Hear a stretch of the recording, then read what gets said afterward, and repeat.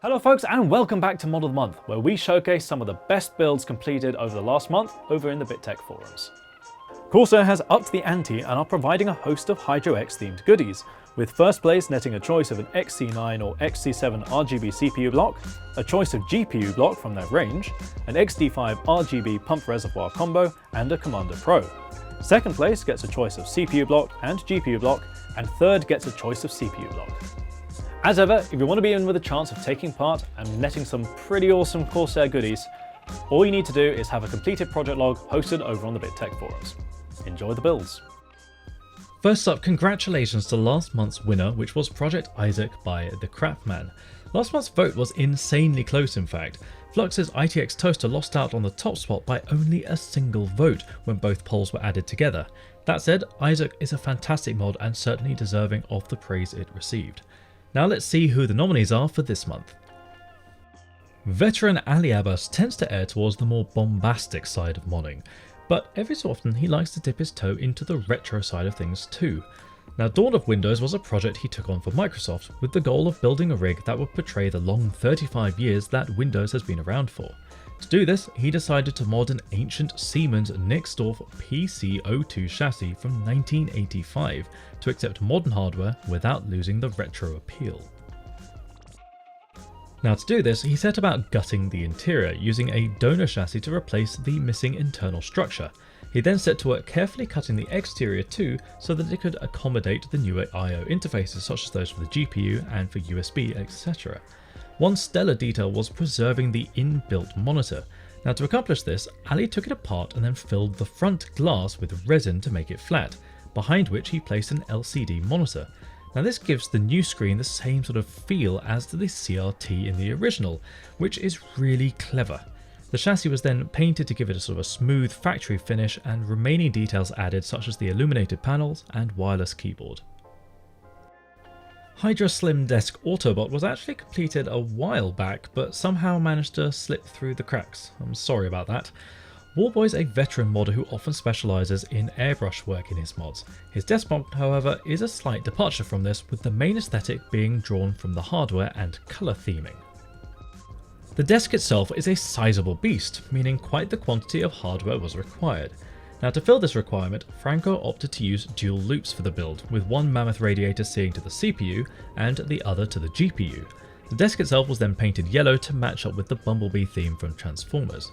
In classic Warboy form, airbrushed details were then added to the legs and the front in the form of contrasting lightning strikes and panels. Inside, the two loops are accented by large illuminated panels along with Transformers imagery and details such as the NO2 tank. Onda began life as a bit of an experiment in fact. Alessandro had recently picked up a CNC router, so he wanted to learn to use it for a project. As a result, Onda was born. Much of the main structure is actually cut from pine and then stained. One of the reasons here being that pine is a forgiving material to learn on, but it also gives a lot of opportunities for finishes. After settling on a structure formed from a series of overlapping crescents, Alessandro got to work making the aluminium structural elements. The crescents are held in place using a series of metal rods, which rather precariously required holes to be drilled on the sides of the panels.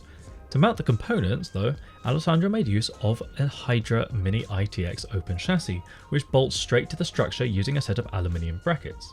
One of the striking yet rather surprising actually features is that it uses an AlphaCool ice ball pump reservoir combination. Now somehow it just looks right in this build, which is a bit of a feat if I'm honest, and the shape doesn't really lend itself well to most other regular cases. The parallel lines of the water loop then finish up the whole assembly and really add to the sleek appearance. Now considering how Cyberpunk is looking to be the most hyped AAA title of all time at this rate, expect to see plenty of mods themed around it between now and its release in 2077. Richard began with a fairly straightforward Antec DF600 Flux chassis. He then set to work painting it to match the game's futuristic neon aesthetic. That meant painting the interior a vivid yellow and then the exterior a mix of baby blue and fluorescent pink. The same colour themes were then applied to the CPU block and 3D printed support brackets. Richard then 3D printed game details such as the Cyberpunk logo along with trim pieces around the power supply shroud. He next added a custom acrylic backplate to the GPU and finished the system with a vibrant hardline water loop. A nice touch is the use of RGB cabling actually, which fits the Cyberpunk Neon theme to a T. RTA Street Rider is quite an adventurous scratch build project. The bulk of the exterior chassis work was cut by hand from pine, which was then finished up and painted black. To this, Todd then went about crafting an accent piece from cast red epoxy resin, which was then finished with painted details. The epoxy was a really interesting choice here, as it has a very translucent property, which I think leads a lot of depth to the front panel. Now next on the list was custom cabling, with the cables being made from scratch using 550 paracord and then fed through 3D printed panel combs. For the rear, he then added themed weaponry from a colleague and then presented almost like a display cabinet. The major highlight of the build is the large side-mounted panel reservoir, which amazingly was made by hand no less, using 3 layers of glued acrylic. The build is then finished off with an elegant hardline CPU loop. Small form factor presents a really interesting challenge for those wishing to optimize their footprint.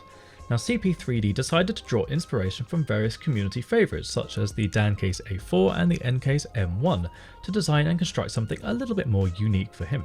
After 3D modelling the chassis, CP3D got to work 3D printing prototypes to test the layout and part fitment. Now in order to save space inside, the whole front panel is a custom Distro Reservoir with an integral pump. This allows the tubing for the components to be kept to a minimum and freed up a substantial amount of space on the inside. The exterior panels were then cut from acrylic and mounted in place on the printed frame.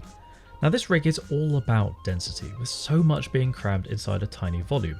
And it's also really cool to see how one can also make use of home 3D printing to craft a pretty tricky design, especially when paired with outsourced parts.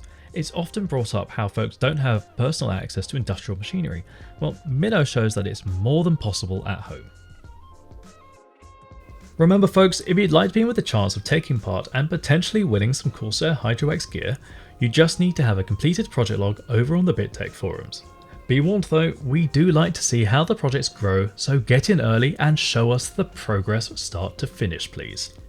It goes without saying that if you're new to the channel, also don't forget to subscribe, as modding really is our jam. We're going to have plenty more part reviews, tutorials, as well as project logs, the likes of which you will not find anywhere else, I guarantee.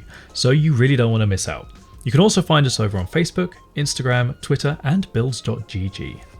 Our Discord server is also linked below and is the best place to stay up to date with ongoing projects and other tidbits. Also, if you'd like to support the channel, make sure you have a look through our merchandise store, again linked in the description. We've got plenty of sweet shirts, hoodies and mugs up already, and we'll be adding more in the future, so be sure to check back regularly. Take care folks, and I'll catch you next time.